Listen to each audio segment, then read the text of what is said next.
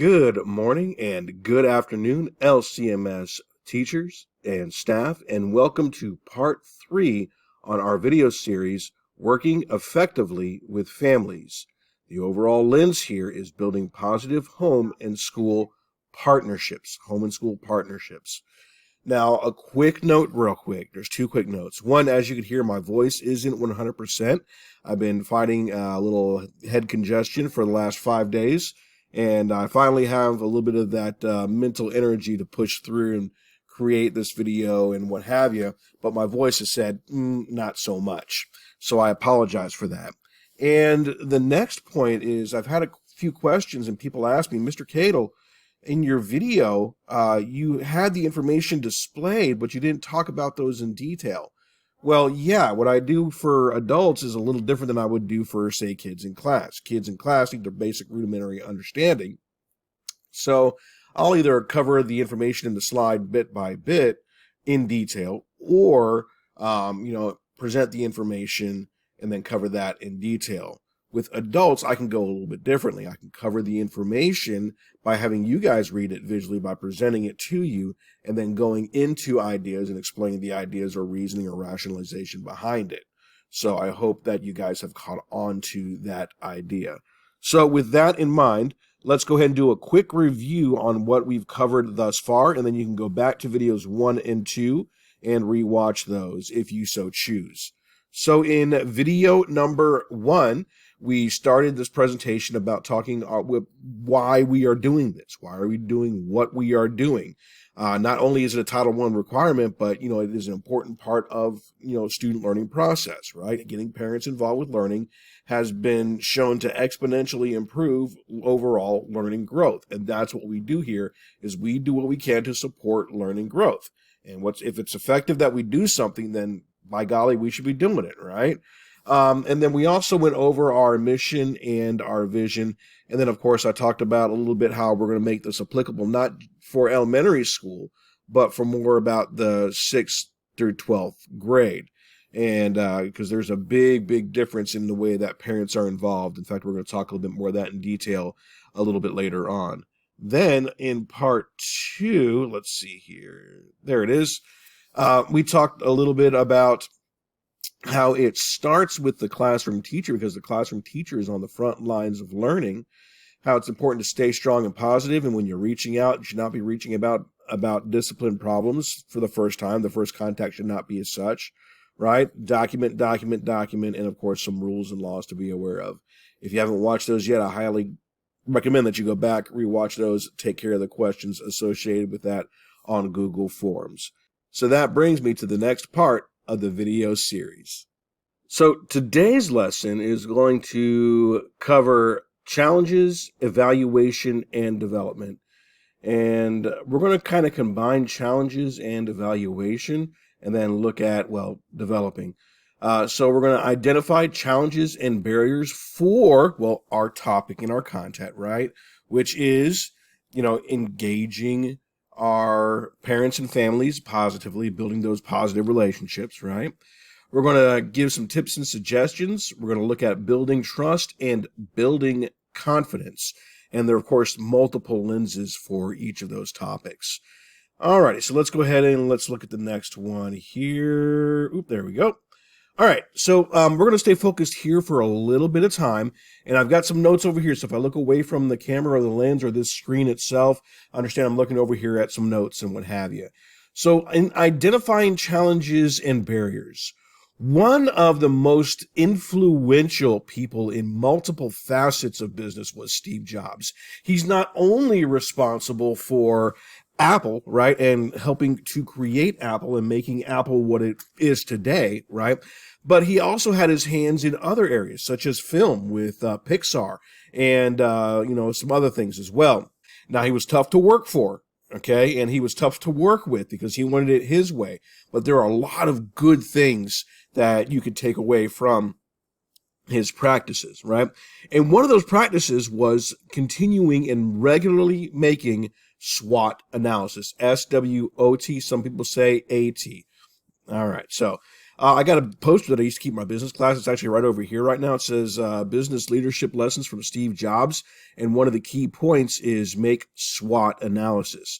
For those that are unfamiliar with SWOT, all right, in the business term, it is, and you can use it in multiple different things and has been adapted for multiple different things to multiple areas of professional business or professional growth, etc. We're looking at strengths, weaknesses, obstacles, some people use opportunities, and threats.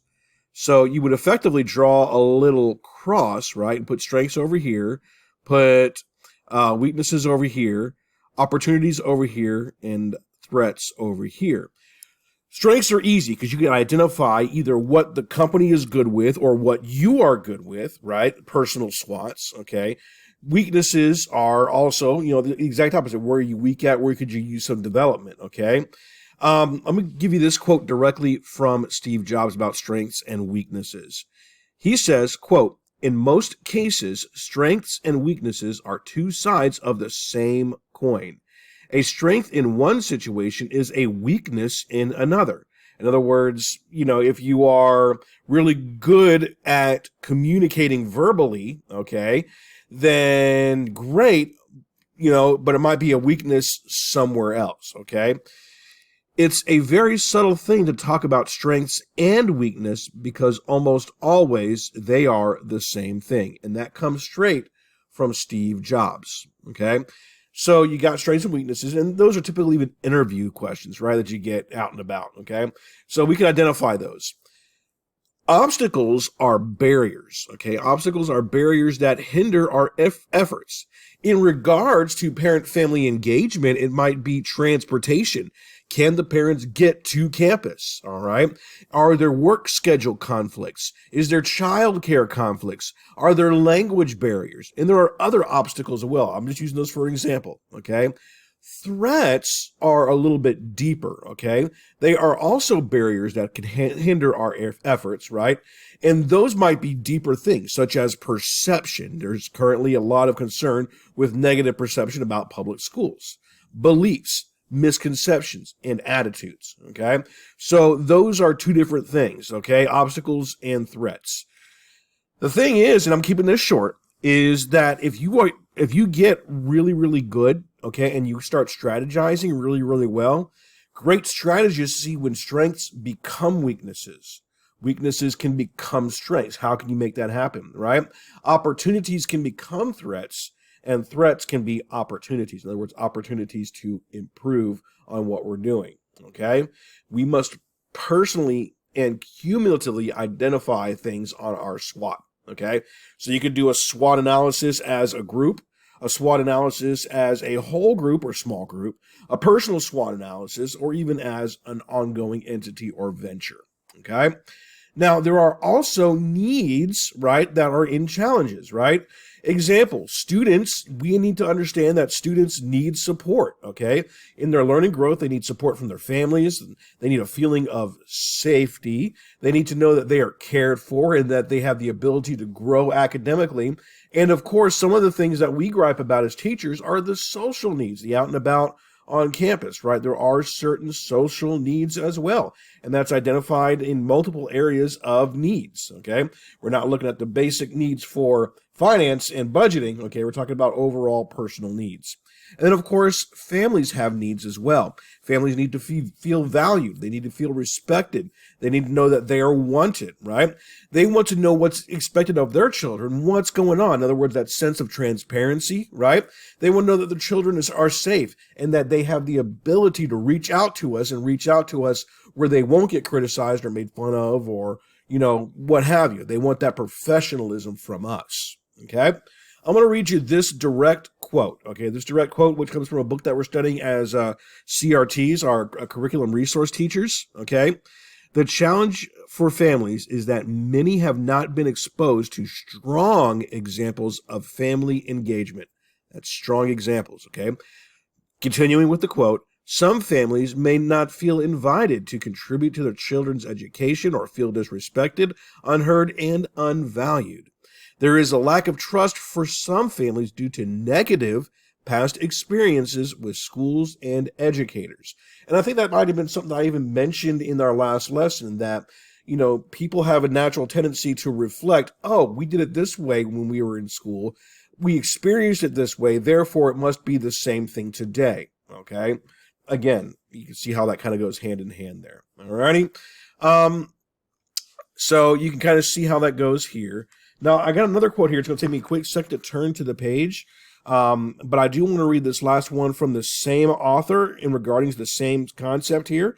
Let me get it here. I'm going to, by the way, if you're curious about what we're reading, and probably might even look at something in the next year with us here on campus, we're looking at Essential Elements of Family and School Partnerships. It's done by Denise Diaz Atwell, and that's who the Atwell quote just came from that I just quoted there, and this next quote as well. Let me get to the page. I should have had it marked, and I didn't, so I'm sorry about that. Right now, here we go, 39. Here we go.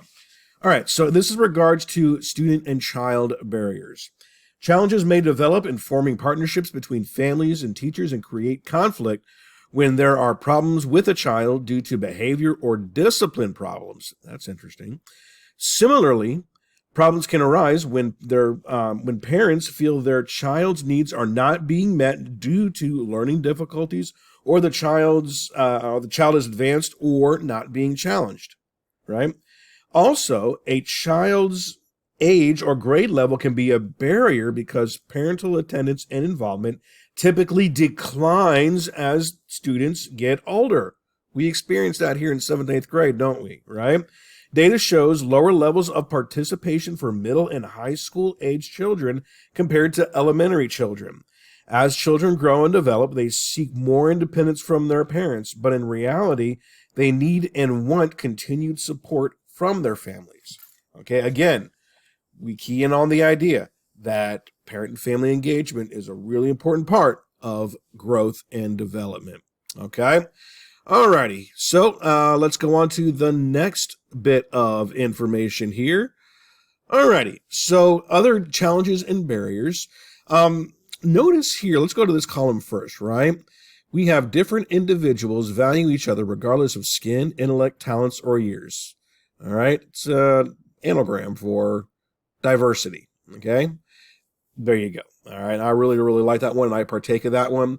And I like the view and the lens. So this is just a personal Mr. Cadle thing, that, we have the liberties to do the things that we so choose to here in campus, and students have liberties and parents have liberties and so on and so forth. Okay, there are certain liberties, and we got to understand that as a teaching organization. Okay, and so because of those liberties, not everybody has the same values on certain things, so we got to kind of see through things with different lenses. Okay, and there might be differences of opinion on gender, race, skills and abilities, disabilities, culture, ethnicity, economic status, home life, background, aptitudes, opinions, so on and so forth. And those are things that we have to identify in each student. That's why we differentiate so much here on campus and in the child's education.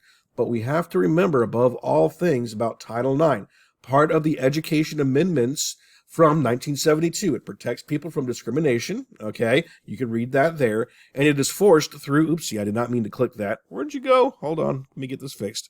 It is enforced through the U.S. Department of Education's Office of Civil Rights. Okay, plain and simple there. Title IX, that's where it comes from. That's what it does. All righty. And that applies to both the classroom, sports, so on and so forth. Okay, so there's so many different things that we can cover here, and there's so many different ideas that can be contributed here. If you want to share something, you're more than welcome to share it with us or share it with me. I can reach out, so on and so forth. But yeah, you understand that there's barriers. We have to differentiate, and there we go. Okay. All right. So what are some tips and suggestions that we might be able to use to help build those, build those relationships, okay? And this goes for both the parent perspective, our perspective to the parents, right? Our perspective and our lens for the children, so on and so forth, okay? This goes from leadership to teachers to staff, so on and so forth. 1, avoid assumptions, okay? Look, just because someone has ready clothes doesn't mean they're automatically not well off, okay? Those kinds of assumptions, okay? Present materials and information in a parent friendly format. Okay. Yes, I get it. Okay. We don't like the idea of, I'm going to use quotations here, dumbing things down. Okay. But, some people, that's what they need because some have only a certain level of education. Okay. Some parents, students, if we're presenting things to students, we got to present it differently than I would to say you guys. Right. And so on. So you could take those ideas, into mind. Let's see. Ooh, here's a really good one. If you present something, is it ready to present in multiple formats? Okay, because sometimes you might have a situation where you're doing a teleconference. How are you going to cross the information via teleconference? Does it have video? Okay, are you going to present information on the screen? Are you going to physically hold things up and maybe it's so blurry they're not getting the reception? What are you going to do? All right, so be prepared to present things in multiple formats. Here's a good one.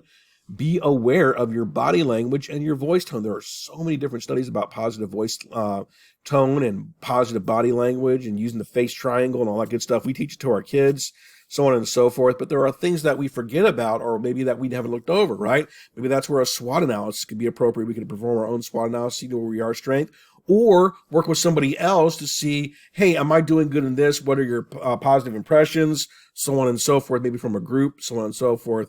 After the event, there's so many different ways that you can kind of, reach out for that one. Invite parents to activities and events such as those provided by Title I. I can go into my list of things, but I make announcements on those on a regular basis. And I keep parents updated through Parent Square. Ooh, here's one. If you're able to meet with somebody one-on-one, be warm, be welcoming. It's amazing what happens when we talk with a smile, isn't it? Right? And even if they are on the phone, if we talk with a smile, guess what it does to our tone, right?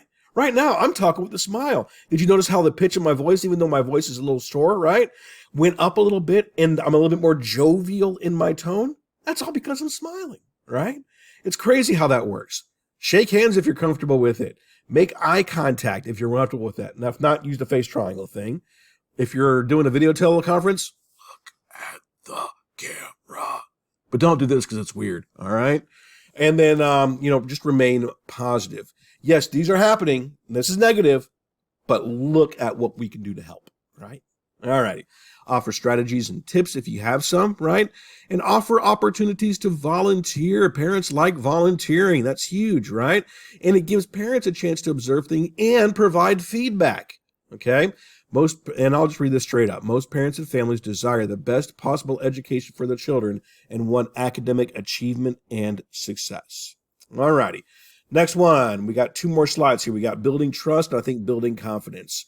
All right. In building trust, okay, there's a couple tips and tricks that we have for that as well. But think about what your mindset should be at our parent-family engagement events. We're working with families, right? Family, you got to think, and this must be in your mind, that family and school partnerships are vital. They're absolutely vital, okay? And they support academic achievement, okay? Also important, separate bullet point, education is a shared responsibility. We can't do it all on our own, okay? And we shouldn't do it all on our own. And while I realize that there are those that might need a little bit more support in other areas than other students, right? It is a shared responsibility between all right? I can't think of everything myself, and we shouldn't assume that we all have the answers in ourselves, all right, and to provide the best for everybody. We can't do that, okay? So we've got to rely on each other, right? And then hopefully the families are also making those really, really important decisions. We talked about that with diversity and such, right? All families want what is best for their children. And hopefully you are communicating that you have the child's best interest in mind in regards to their education, okay? Families can support and increase schools' efforts, all right? And partnerships have a role in extending the children's learning. Those should all be things that we're keeping in our mind during our opportunities of engagement and as we work forward towards, building positive relationships and, of course, academic growth. So in that set, be consistent and fair. That not only goes forth in the classroom, okay, but when dealing with parents as well, okay, and dealing with others. Utilize effective communication, okay? We talked about that, I think, a little bit in our last slide. I won't need to go into that in too many details. First impressions say a lot. That's why meet the teacher is so important. But if you don't have a chance to meet the teacher, we talked about other opportunities in our last video. Here's a really cool one. Be transparent, all right? Let people know what's going on and why things are happening. That's one of my personal buffs, right? I like to know what's going on, but I also like to know why. Why is it important? Why? All right. That's why I always ask is why. And it's not because I want to be that toddler who wants to know why. It's because I like the transparency. Okay. Assure confidentiality when warranted or needed. That could be at the student level or the parent level or both. Okay. Ensure parents that we want to work towards learning growth. We just talked about that in the last slide. We're working towards the child's best interest. Ask questions and actively listen. All right. That way, that shows one, that the parents, that you have what's in mind. That's not just a one-sided thing that, we know all there is to about education. It says, hey, we are shared. We're doing this together. Provide clear expectations. Okay. Provide opportunities to engage in a safe, non-threatening environment if you can. Okay. And provide opportunities to observe positive interactions. Again, that goes back to volunteering, so on and so forth. Again, different perspectives there, right? Us to the students, us to the parents, and us to the parents and students and each other. Okay. And then finally, building confidence. There are so many things that we could do to build confidence with our students, but there's a lot of things that we could do to build confidence with the teachers. With the parents towards us, okay, towards the schools and towards the teachers themselves, all right? You can build upon strengths. That's really huge. If you strengthen an area, utilize those, right? Consider weaknesses as opportunities to grow and improve. That is huge, okay? Just as much you could turn a threat into an opportunity, okay? You can have the opportunity to improve on the weakness. You shouldn't say, hey, I am weak at something and we're just going to stick with it. No, there's an opportunity to advance and grow and change, okay? It might take a little bit of time, but it can happen, all right? Build the I can, we can attitude. We can together specifically. Yes, we can. It's so strong, right? Not only in politics, okay, but here within our campus. It's okay to say yes to new ideas and new things and take risks, okay? And when I say take risks, I'm not talking about jumping off a tree and hoping somebody catches you. Obviously, they got to be sensible risks, okay? They got to make sense. They got to be backed up with data, so on and so forth, okay? Be grateful, thankful, and appreciative. And that goes towards everybody, towards the parents, the volunteers, and building those relationships, the community. Be thankful and grateful and appreciative to everybody. I'm going to be straight up. Sometimes this job is hard, right? But I am thankful so much that I'm, having the opportunity to use my degrees, okay, to help provide, and two, that I'm able to serve a community. I am grateful for that. I am grateful for the opportunities to have insurance and a regular paycheck and to be able to do all the great things that I can do. It may not be perfect, but I am grateful, okay? And that's just a personal perspective, and hopefully you share some of those ideas as well. Celebrate success even when it's small. That goes with the children and the families.